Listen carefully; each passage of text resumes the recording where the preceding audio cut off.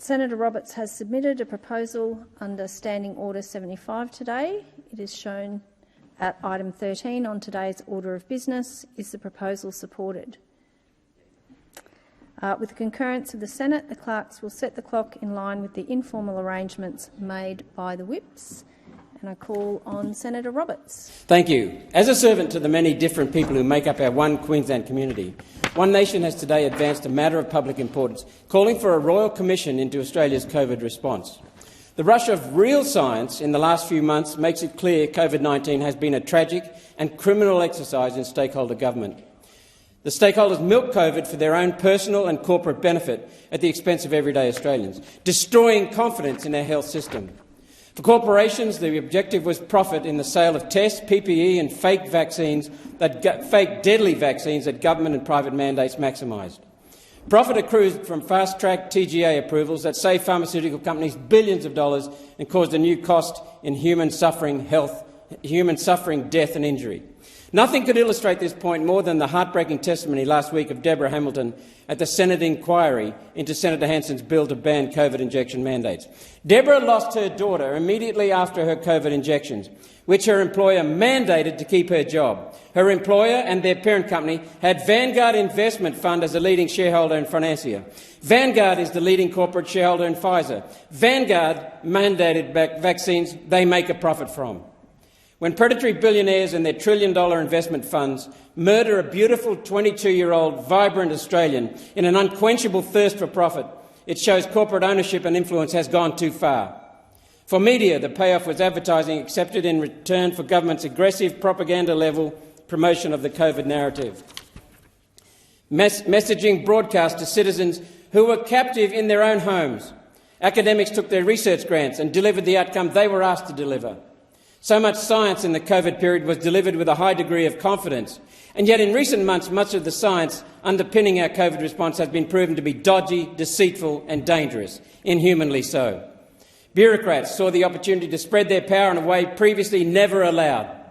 Bureaucrats who were there to oversee drug companies failed in their duty so badly that malfeasance must be a term of reference for a royal commission. We know the TGA did not check the Pfizer clinical trial data. The TGA took Pfizer's word for the trial results, and Pfizer lied repeatedly. When leading international virologists analysed the trial data in a peer-reviewed and published paper, they found the Pfizer vaccine caused 14% more harm than it saved and should never have been approved. Finally, our politicians. Australians elected to have nothing but the best interests of their constituents at heart, engaged in policy decisions that did more damage to Australians than any foreign enemy has ever achieved. To emphasise why our COVID response cannot be allowed to go without scrutiny, let me review the COVID developments that have come to light in just the last month. 1. Ivermectin won the Nobel Prize for Medicine in 2015 and was shown over and over again to be a remarkably effective, safe treatment for early-stage COVID and would have saved thousands of lives. Ivermectin was never horse-paced. It was an obstacle to drug company profits, and our authorities sided with drug companies over the best interests of the people. 2. COVID injections cause eye damage. Stanford University published a study in the journal Nature last month using medical data from 4.5 million people showing retinal vein occlusion, including blindness, significantly increased during the first 2 weeks after injection and persisted, in the case of Pfizer and Moderna, for 2 years. Our vaccine approval process was bypassed, smashed.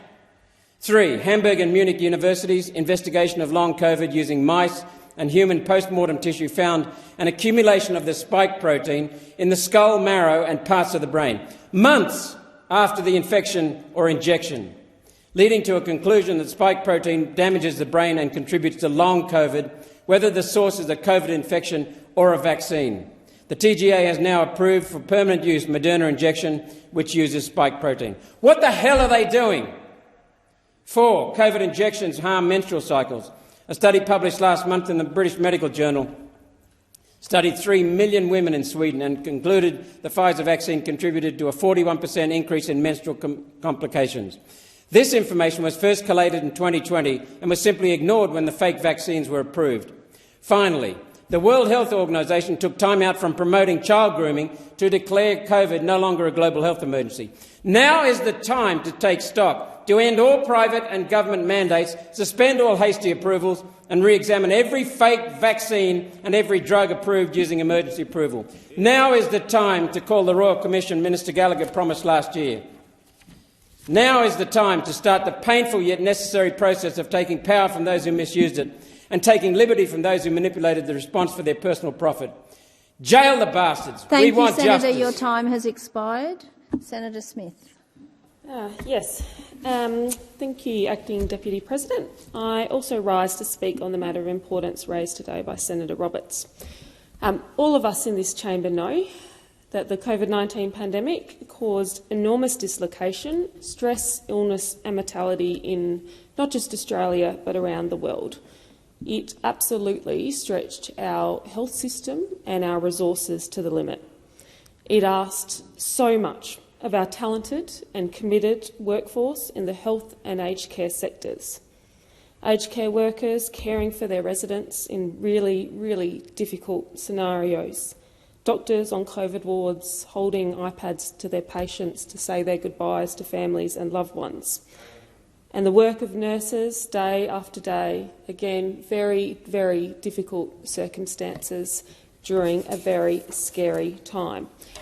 And the challenges of this pandemic, of course, have been beyond our health sector. Our teachers, our transport workers and our retail workers showing up day after day in the most difficult of circumstances, risking their personal health and safety and that of their families to keep our country, to keep our health system and to keep our economy moving, including, of course, early educators, who I spoke about in this place many times during the height of the pandemic, who were sent into work each day without PPE, without the necessary supports they needed to provide very hands-on care to some of our most vulnerable citizens as their parents undertook essential work. The pandemic challenged governments around the world to craft effective public health responses. It threw unprecedented challenges to our scientists, to our health system, to all who worked to develop the vaccine. It presented extremely difficult circumstances for businesses and touched every part of our economy and every part of our society. And we said before the last election that given this enormous dislocation, stress, illness and mortality involved in this pandemic, of course there will need to be a thorough inquiry. The Prime Minister has indicated that the government will undertake, at an appropriate future time, an inquiry into Australia's COVID-19 response that will examine the impact of the pandemic and the respective actions of government. That is wholly appropriate. We know, all of us here, that there are serious issues in the response to the pandemic. I raised a number of them myself in this place, including around the preparedness of the aged care workforce, the availability of masks, of PPE, and it is worth noting that across our country, many jurisdictions are already undertaking parliamentary reviews. I note in South Australia just today another review has been launched into the COVID response and the emergency management response. So there is agreement, and I think there is understanding. I think everyone in this chamber agrees that we need to look at the government's response, look at what happened at that time, review that. But the timing also has to be well considered, noting that the pandemic isn't over. COVID is still amongst us. In my community, it is certainly running rife at the moment. We are still in this pandemic. COVID is still with us, and it presents a heightened risk during the winter months, which we are just about to enter. And our focus at this particular point in time, as we enter winter, has to be about continuing to keep Australians safe in a pandemic in which we are still living.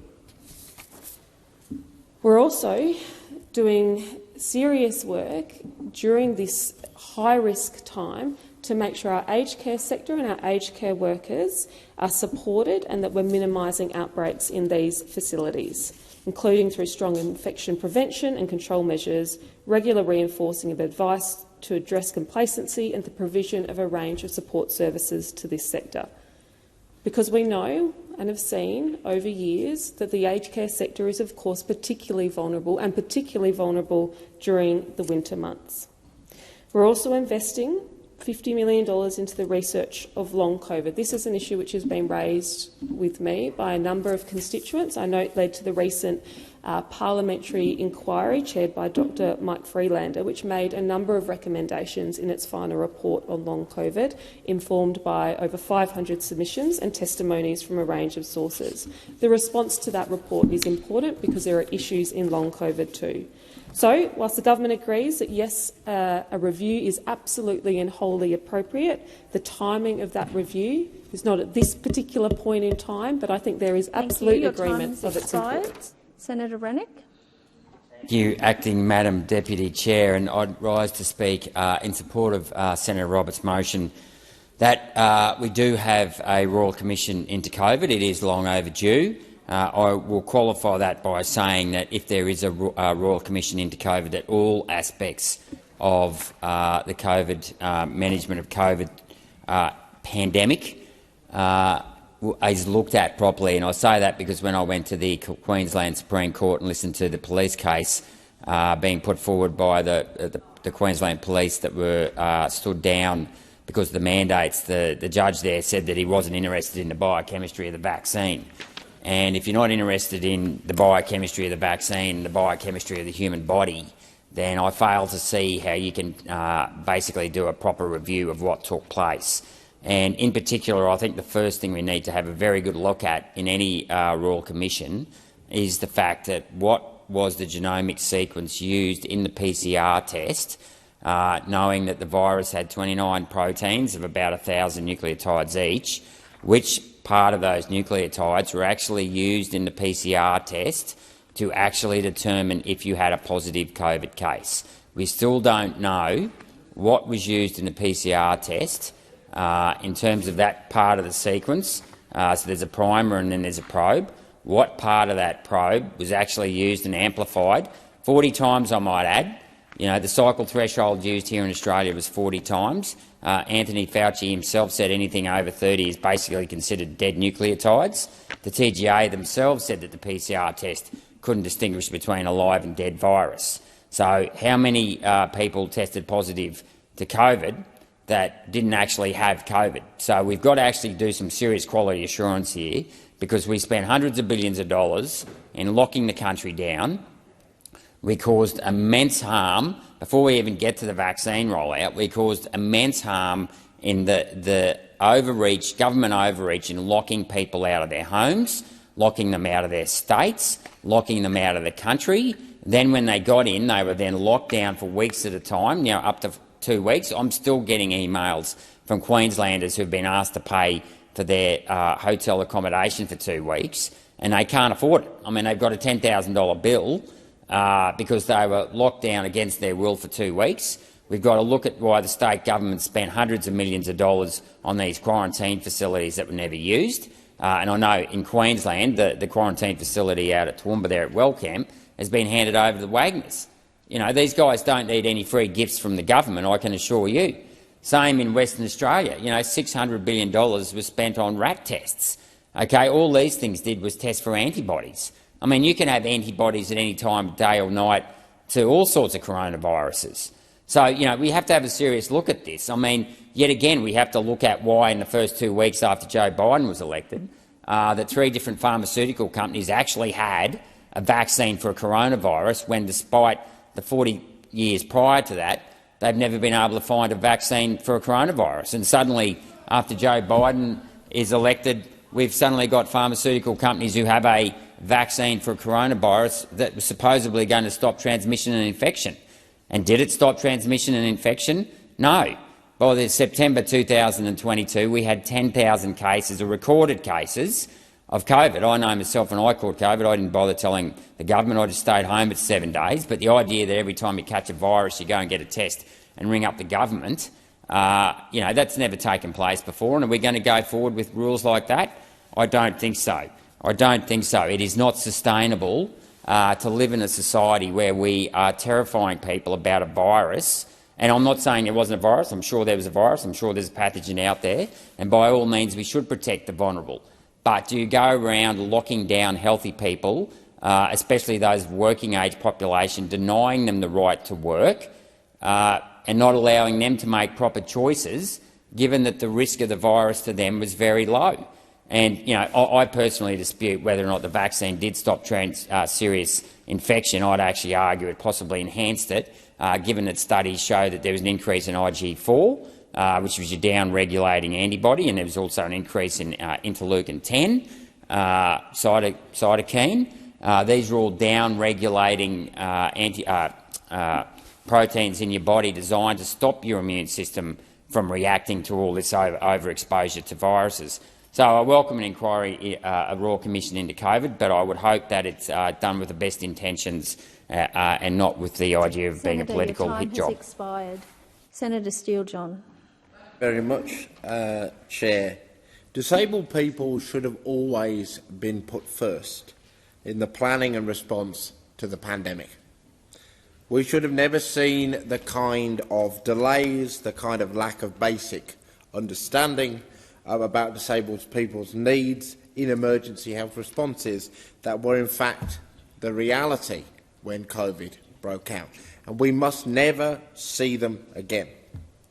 There has been plenty of consultation about pandemic response now, and so from this point forward, there is no excuse that can be found in the halls of government for the failure to centre disabled people in emergency health responses.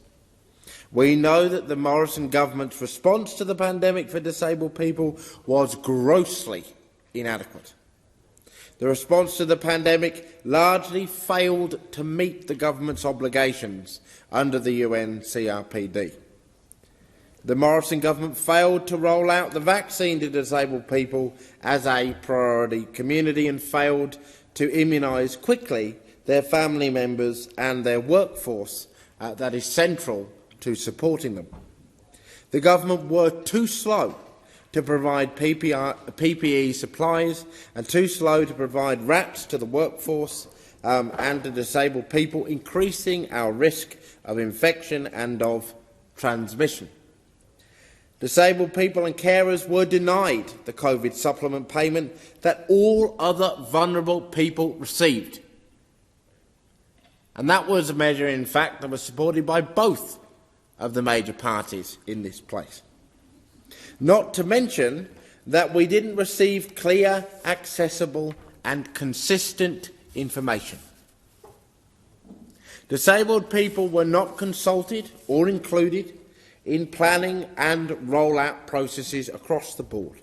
It took months for an advisory body to be established after the government even started to respond at all. Those in residential accommodation settings were often left isolated, distressed and vulnerable. The Morrison government failed to collect adequate data on disabled people contracting the virus or the deaths associated with the virus. And that is a failure which continues to this day under this government, with the absurd reality that if a person who is disabled contracts COVID-19, but they are not an NDIS participant, which I remind the Senate is the vast majority of disabled people are not an NDIS participant. If you're a disabled person and you contract or die from COVID and you are not an NDIS participant, that is not reported anywhere as a disabled person having contracted or having died from COVID. Now, we know all this because there have been many reviews and consultations about responses to the pandemic to this point, including hearings of the Royal Commission into Violence, Abuse, Neglect and Exploitation of Disabled People. There are also current ongoing reviews being undertaken about both the federal and the state and territory governments' responses to COVID-19, including their responses in relation specifically to disabled people. In my home state of Western Australia, there is a review underway right now. So the Greens will be closely monitoring the outcomes and recommendations of these reviews. As we are closely monitoring the outcomes and recommendations of the reviews that are looking into detail into the impact of things such as long COVID. We will be looking particularly to the Disability Royal Commission for its expected recommendations in its report in September. For these reasons, that's why at this time we will not support this motion. Senator Caravan. Thank you, Madam Acting Deputy President. Well, I rise to support Senator Roberts' motion, and I hope the government can too, because right now the Labor Party are on the verge of breaking another promise they made to the Australian people in regards to having an inquiry into COVID.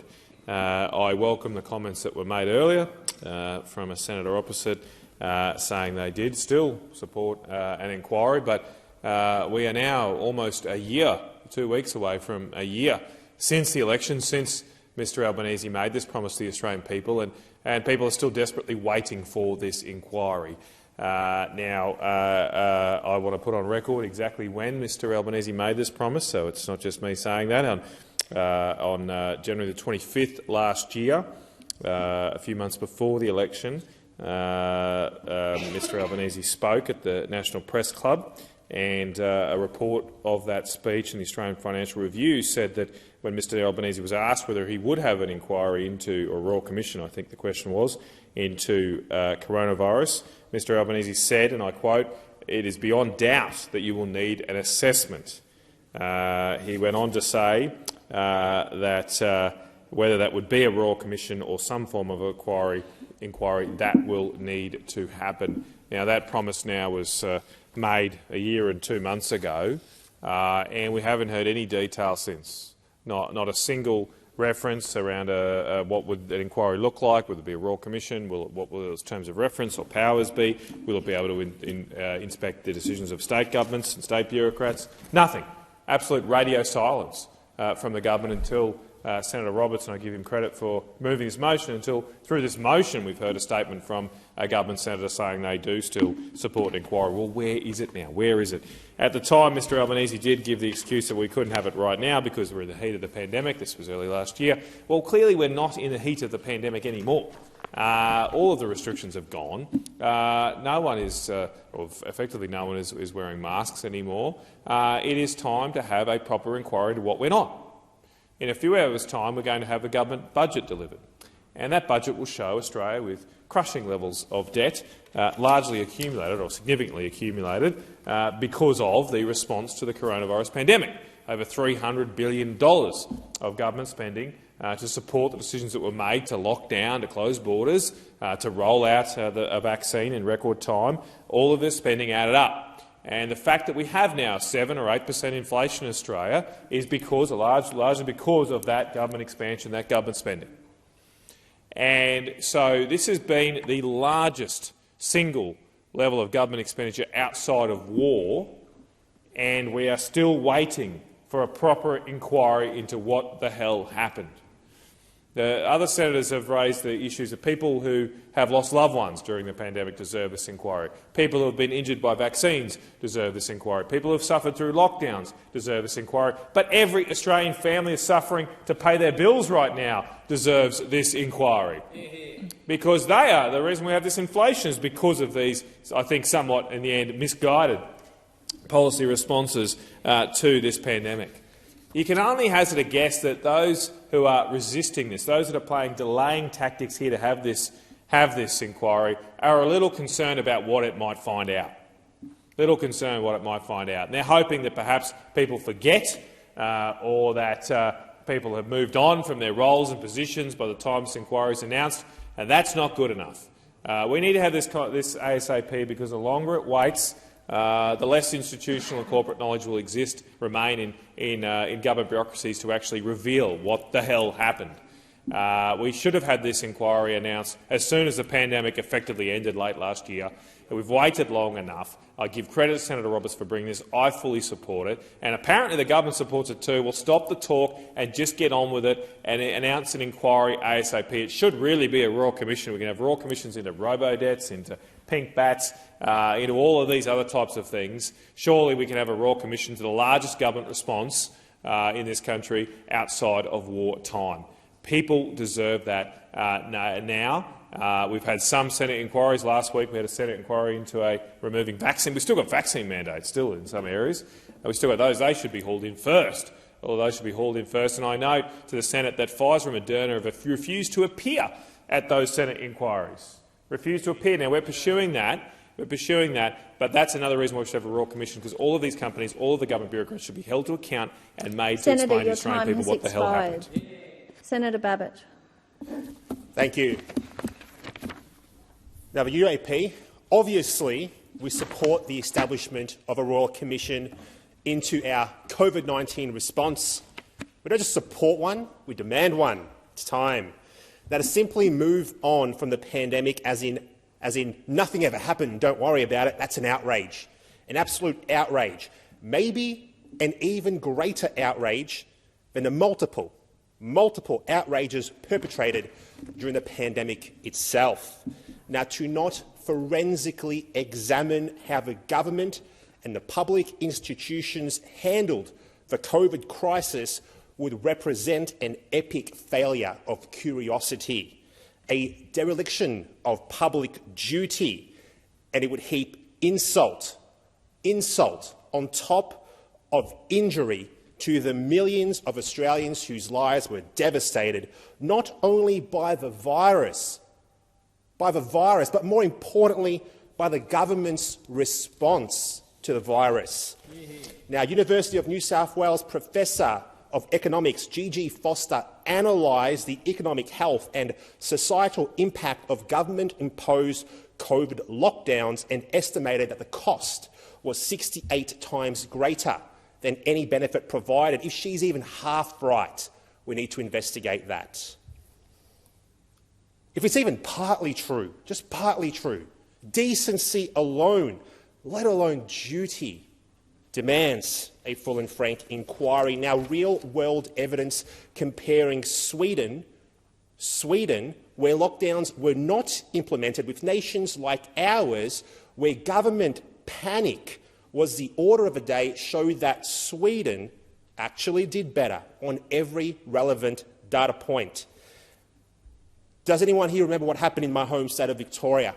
Police enforced curfews, rings of steel around Melbourne, a pregnant woman, a mother, arrested in her home for a Facebook post. Now, to ignore this, to sweep it under the carpet, to insist nothing to see here, that's just disgraceful. That's what that is, it's disgraceful. Now, I could go on with more examples and more evidence that the state and the federal governments, first driven by fear, first of all by fear, and then drunk on power, hurt and harmed citizens with their manic COVID response. Investigation, we need to have one. And that's to say nothing, obviously, of vaccine mandates which threatened free men and women with punitive measures, effectively turning them into second-class citizens, destroying so many livelihoods, breaking up families. If they declined what? A drug that has since proven to be what? I don't know, less than effective. Let's put it nicely, less than effective. In some cases, dangerous. Worse. Now we're seeing the overwhelming evidence of these injuries that were caused by these mandates. Are we not the least bit curious? Do we not care even a little bit? Are we really going to tell Aussies that we're not interested? We're disinterested in finding out any truths. We must investigate. We must learn lessons. We must make sure that these mistakes are never repeated. Now, a royal commission into Australia's COVID-19 response is not something that we should just consider. It is something that we should begin at the earliest opportunity. the earliest opportunity. It is the least that we can do for the people that we represent. Now, I was elected largely on the issue of lockdowns and vaccine mandates due to the heavy-handed nature, the unscientific nature of what the government did, both in my home state of Victoria and obviously around the country as well. And I made a promise to the people that voted for me that I would always push for an investigation. I would uncover the truth. And I'm here today to call on all of you to have an interest in the truth, to say, hey, we're not going to sit back and just push this under the rug. We're going to find out what happened because we want to do better for our constituents.